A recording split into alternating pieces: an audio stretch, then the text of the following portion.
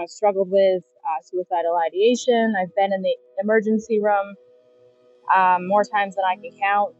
I've been brought involuntarily for suicidal ideation. I've sat in, the suicide watch rooms.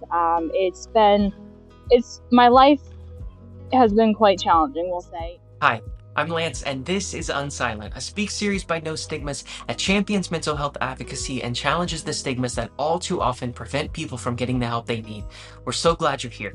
In today's episode, we get to know Brittany, who's a passionate mental health advocate and writer, with mental health challenges including borderline personality disorder and obsessive compulsive disorder. In this first part of our two-part conversation with Brittany, she opens up about living with these disorders and the impact they've had on her personal life. She also opens up about some of the specific challenges and experiences she's had with these disorders, and notably when she in 2019 decided to voluntarily admit herself to seek treatment and recovery, and since then has gone on to be a fierce mental health advocate. She also leaves us with some thoughts on ways that we can best advocate for the youth in our lives. We know these conversations are difficult to have, and we thank Brittany so much for putting her advocacy in action and opening up and sharing her life experiences with us today. All right, let's dive in. My name is Brittany Elbridge, and I reside in New Hampshire. I consider myself a mental health survivor, as I've kind of battled my own demons, as we'll call it, and it's been quite a challenging road to, not only receive the diagnoses of mental illness, but also to kind of work through it and also function in society. So along the challenging road that's, stemmed all the way from childhood to now, I've kind of, delved into my creative side recently, and was able to kind of expand upon writing and more so expressive art, I should say. And I guess, my mission is to share my story. As sometimes, they say not to like overshare, but I feel as though it gives people an idea of what someone, who has a diagnosis, what they're going through and where it comes from, and kind of a little bit of hope to maybe hold on. So I've kind of, that's what I've been doing. I've been reaching out to libraries, getting my books in libraries, getting my books in like little indie art stores. So that's kind of, what I'm doing now. I want to just kind of touch upon something recently that I did.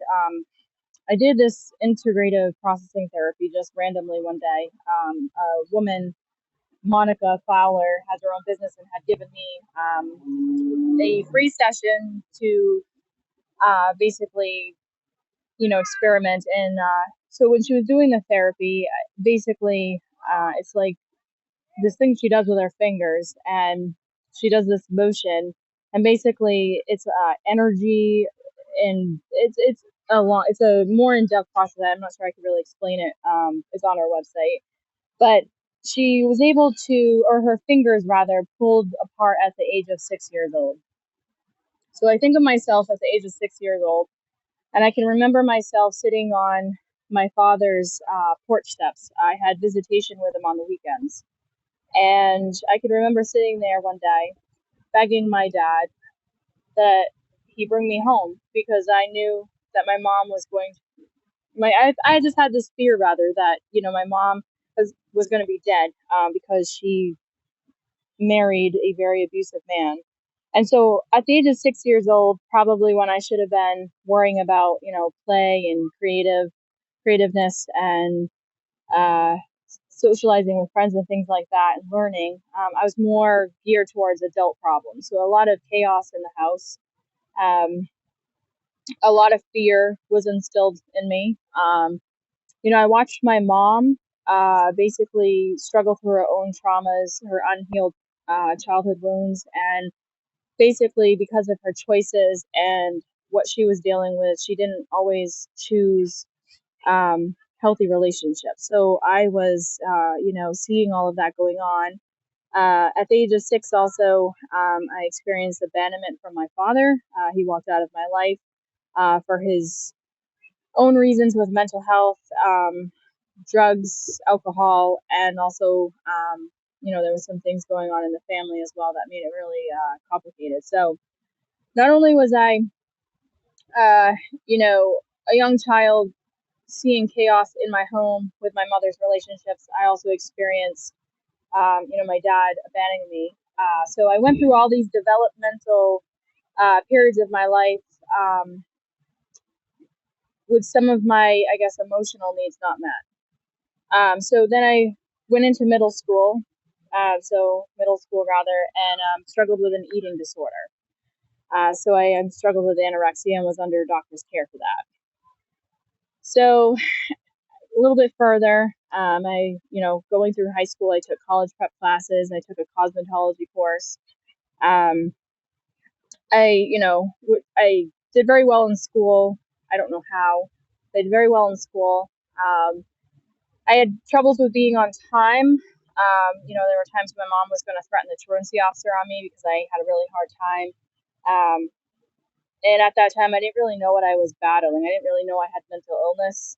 The only thing I knew about mental illness was my mom mentioning of my dad at that time. And so, amongst going to high school, I also worked full time. So I was very, very busy. I basically would go to school, come home, go to work, stay up after work till about 2 in the morning doing schoolwork, and repeat it for the next 5 days. My mom ended up being a single mom afterwards and had two more children. So I kind of took the role of having to pay for my own things like my car and all that stuff. So I basically, um, you know, had to take responsibilities kind of at a young age. So then after that, I graduated.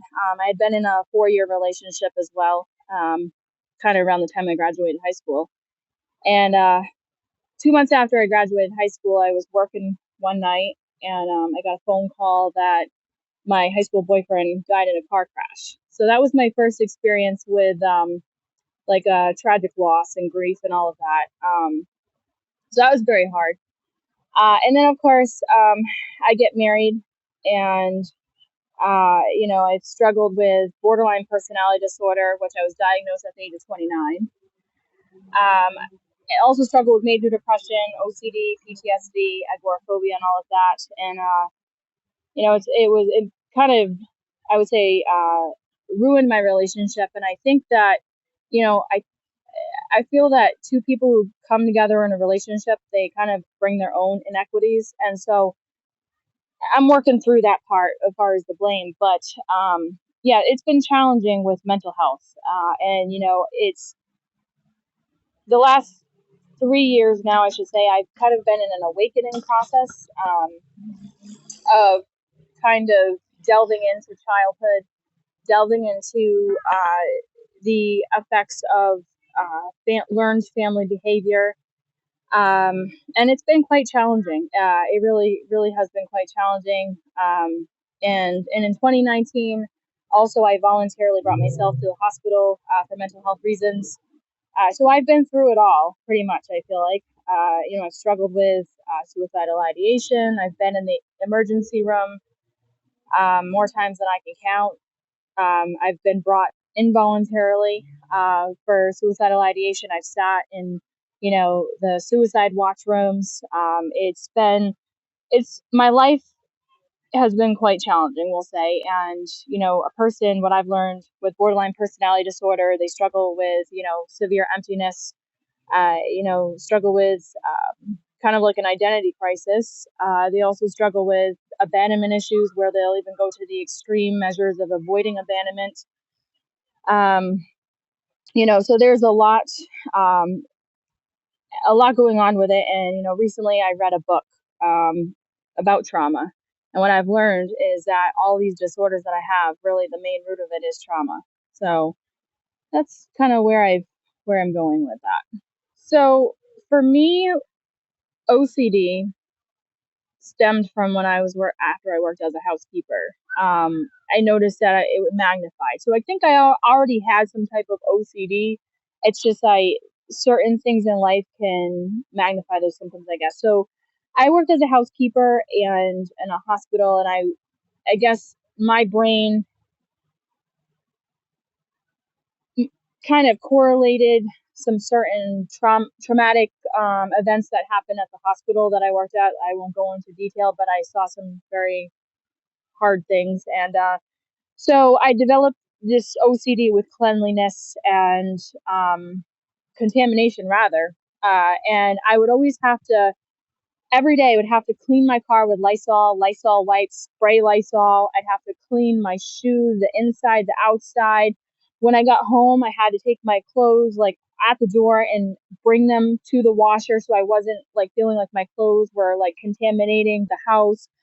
Um, I had to put a pair of socks by the door, and I had to take my shoes off before I got into the door and put these clean socks. And it didn't matter if it was raining, snowing, thundering. It didn't matter what weather. And also, I got to the point where I'd have to wash my walls, and because that's what I did at the hospital, so I felt like I had to do it at home. So I washed pretty much all the paint off my walls. Um, I wouldn't sit on people's furniture if I went to their house because I feel like I was getting contaminated. Um, I didn't let anybody go in my, like, I wouldn't let visitors come visit me at my house because I felt like after they left, I had to do this whole like severe like cleaning of my inside of my house because I felt like it was contaminated. I wouldn't touch doorknobs. I'd have to use a paper towel. So that's where like the OCD was. It was very controlling. I wouldn't let people in my vehicle because I felt too like they were bringing germs, and if they came in, I had to spend hours cleaning it. So it was more of like cleaning contamination. It was just um, I'm not so bad now. There are some rituals that I feel I still need to do to protect myself from germs. And now it's progressed to existential crisis. So I've had a lot of thoughts about why do I exist? Why am I here? Why do we die? Where do we go when we die? Why do we talk like all these why existential questions? So I've struggled severely with that, and more so recently. And then one last thing about OCD, I've struggled with religion, OCD as well, because I feel as though you know, I question my spirituality beliefs and all of that because I feel there's so much information around us in the world. A lot of times, I just questioning like religion and stuff. And then for borderline personality disorder, I feel like it's pretty much ruined every relationship I've ever had because I have this fear that I'm being abandoned. And so when I feel like I'm being abandoned, my whole body goes into this fight to flight. And then, of course, my parasympathetic nervous system feels like it's under attack. And I feel like I can't deal with the heightened emotions that I'm experiencing. And I feel like until I get that person or place to soothe me, I feel like I can't calm the heightened emotions that I'm experiencing. Um, so also with borderline personality disorder, I constantly feel like empty, like I just feel like a bottomless pit.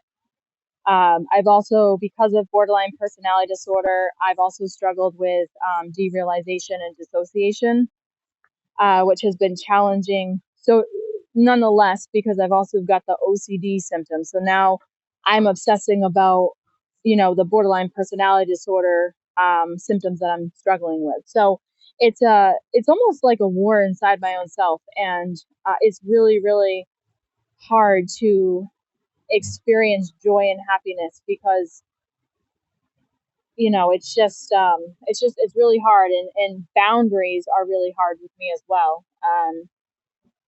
So that's kind of where I'm at with that. I think of recycled percussion. They're they're like a band that plays on recycled percussion, but they also have this mission to impact others' lives. So, for example, I watched this video that they recorded where there was a little boy that got made fun of. He was bullied, and recycled percussion went to the school and had a assembly and had the kid come up to the front. And while Justin Spencer, the owner of Recycle Percussion, was drumming, he had the kid do a dance and then said, "Look, this kid is amazing at how he dances wonderful." And then all the kids kind of just went, they were stumped because this famous person chose that person they've been bullying all that time. It showed value in that person that was being bullied, and kind of I felt was an eye opening experience for all those kids because they're like, wait a minute. And I just think that, some kids, like, or even the ones that are bullying are being bullied, or maybe they're dealing with chaos at home. I just think that there needs to be more like connectedness, more awareness, more I'm there for you, you're there for me type of thing. I've got you, you've got me. That we're all in this together, that even if we've got the slightest difference, that it doesn't make us any less than who we are. And um I just think, too, having more in the schools, not just about learning and studying about the earth rock or learning what adjective is. It's about your emotional health as well. And I think, bringing that into the school, is important to also acknowledge that in schools, because it's, when I was struggling with anorexia, I still went into school and learned about, what the next topic in global studies was. And, so it's like, I just, and there's a lot of, body dysmorphic, body shaming and all of that. And it's just a lot of people are just feeling not accepted or understood, or like they don't belong, and because they have something wrong with them. And I think even the person with the most wrong with them still has something beautiful that they can share, a gift they can share with others, and they end up, committing suicide, not even being able to share that gift with others in the world. So that's just what I think on that. To go beyond the show, be sure to connect with us on all social media platforms at NoStigmas, and you can always reach out at NoStigmas.org to connect with us and see how we can team up together to champion mental health equity for all. Remember, to break these stigmas, we must be unsilent. We'll see you next time.